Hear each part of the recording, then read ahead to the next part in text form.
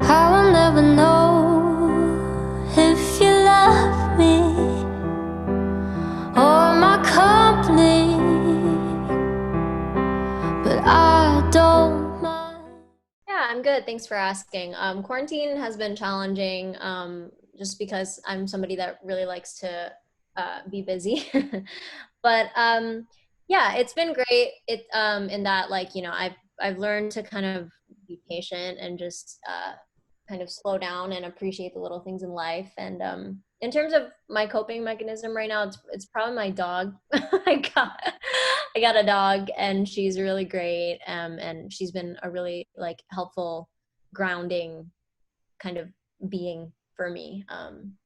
So yeah, and also just like with the excitement of my album coming out, it that also just kind of grounds me in reality, because I'm like, okay, I have to do all of these things. And so in a way, I'm still really busy while being at home. So it's been good. It's been bad and good at the same time, but that is all of life. So yeah. That we don't lose, yeah, what's the use? Lose is the single that I chose because it's phase two of the album. So the album was structured in such a way that it's divided up into three phases based on the phases of the moon. And I thought Lose was the best candidate for phase two because, um, you know, on top of it just being musically just a beautiful stripped down ballad, I think um, the dialogue that occurs within the lyrics is just kind of this intimate dialogue between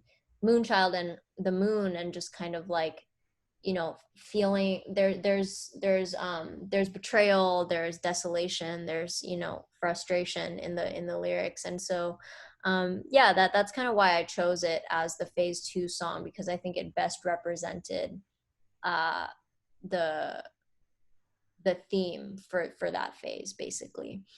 In terms of what the song is about, the song is basically just about being in a toxic situation, whether it be with somebody else or with yourself or whatever. However you want to interpret it, it's just essentially a song about being in a lose-lose situation. And when you're in something toxic, it takes a minute for you to be able to realize and even identify it, and let alone like admit that that is what's going on. And so this is kind of that moment um, within the story where Moonchild kind of just like admits that she feels really betrayed and that she can't really win. And so Yep. yeah, that's kind of what it's about. That we don't lose, yeah, what's the use? Lose, I think, musically, just on a strictly musical basis, I think is just the most like bare bones stripped down out of everything else, obviously, because it's truly just me and Bacon, who played the piano, just me and the piano, one take in a studio, just in a room.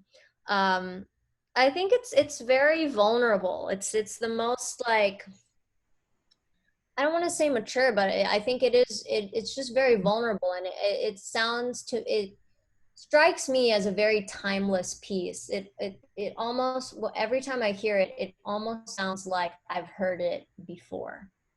When there are songs that are just like ever so familiar, but you don't really know to what or like where you've heard it before, but like familiar in a good way, you know what I mean? And just kind of like it feels very timeless.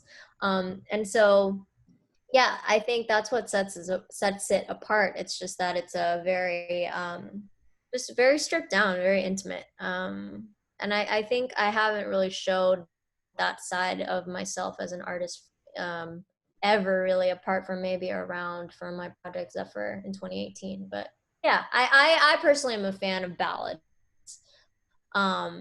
So I was like, we need to have a ballad. That we don't lose, yeah, what's the use? I don't know if you guys caught it, but I'm actually standing in like half an inch of water. Um, so that was a big challenge throughout the day. It was just the water. Because so basically, like the white screen that you see the shadow dancing on, that was actually a literal screen. And so it was a big challenge doing the choreography and making sure that I still looked really elegant and effortless, but at the same time not splashing too much water on the screen to where the camera would be able to see it. And so I think the choreography part was honestly the most challenging um, section, but also just kind of like being vulnerable and just like acting like nobody's there while you're making like genuine, while you're singing like with total sincerity um between takes. Like I think that was a bit challenging too, because I'm very shy. I actually don't really like being in front of the camera, believe it or not. So yeah, I mean, but that's kind of a challenge with every music video. I think it's just getting out of your head and just like giving the performance your all. That we don't lose, yeah, what's the use? I'm somebody that believes that an album has to be tied to a particular motif. There has to be cohesion within an album. And so immediately when I started imagining this Moonchild universe, I just, for some reason, my brain just kind of took me to like album mode. And I was like, okay, what if this was an album? What if it was divided into 3 phases? Yeah, so basically like, I wanted it to be a top to bottom sequence because I love when, an album to me is pretty much like a sonic storybook, right? So like I would want to listen to it top to bottom and understand the narrative. And basically like the narrative here is this whole album is pretty much just about self, right? It's about self discovery, kind of settling into your own skin and the journey that one goes through in order to get to that. But the what separates this album from all of my prior projects is that lyrically it's definitely the most metaphorical and figurative, and I did that intentionally because I want the audience to be able to listen to it and apply it and interpret it however they want. Those are my favorite kinds of songs, is when you kind of have to think about it a little bit, you know what I mean? So yeah, that's kind of what I try to do with this album. But the narrative is basically, and this is my narrative, right? So like when you listen to it, I want you to apply it however you want. But to me, it's basically inspired by moving to the US from Indonesia, making friends and then losing friends, figuring out like how to adult and how to live life, and figuring out the whims of the industry, and et cetera, et cetera. And so it's basically just like the past 3 years of me moving to the US. That's kind of what inspired the album, but it's very metaphorical, so you can interpret it however you like. That we don't lose, yeah, what's the use? Wow, that's a good question. I've never been asked that. I I have no idea, honestly, and I think that's what I love about my fans, is they're also very diverse in their own backgrounds and stories and minds, that madly discussing something I think is so very cute. conspiracy. Yeah, it's just very like a rewarding experience for me as like an author and a writer, and I'm just like, oh my gosh, this is so fun. But I have no idea. I think like with songs like Lose, I'm sure it's really easy to apply it to a relationship, or like a boy or a girl or whatever. But yeah, I think people are gonna apply it to their lives however they want. And I think more often than not, people love being sad about relationships, so maybe that's how they're gonna they're gonna view it, is just like seeing it through the relationship lens. But my hope is that it can transcend, like just that lens, and people can make deeper meanings out of it. That we don't lose, yeah, what's the use? I mean, girl, it took a long time for me to even get to 10. So I would say that, I'm excited for them to hear all 10 songs. But I think for the original OG fans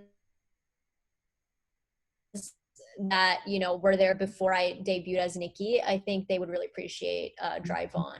I'm really excited for them to hear that. And I'm also excited for If There's Nothing Left and Nightcrawlers. I'm excited for everything, honestly. I can't really pick a favorite. That we don't lose. Yeah, what's the use? Ooh, good question. Let me And think. why? Oh God. Ah, almost didn't make the cut. Probably Tied, I would say. Okay. Because I rap in it and I was like, I don't know if this, but I was just like, and that's another example of how it's so easy to limit yourself into boxes. And then when I had that thought, I had to consciously be like, no, you are an artist. You can do whatever you want. This is expression. And so it ended up making the album. But yeah, there's those thoughts where, you're kind of bound to genres and whatever. And that's what I love about this album is I said like, forget that. I'm going to do whatever I want. That we don't lose. Yeah, what's the use? That's so hard. Okay. To Pimp a Butterfly by Kendrick Lamar for sure. That one I was just like top to bottom, no skips. That's a great album. Also I on agree. the complete flip side of that is, you know what? Folklore by Taylor Swift. I don't care. Y'all, you guys can come at me, but I love that album. I just thought it was her most mature album to date, and just sonically it sounded amazing, and lyrically I just loved everything about that album. So yeah, most recently Folklore is a no skip album for me. Mm-hmm.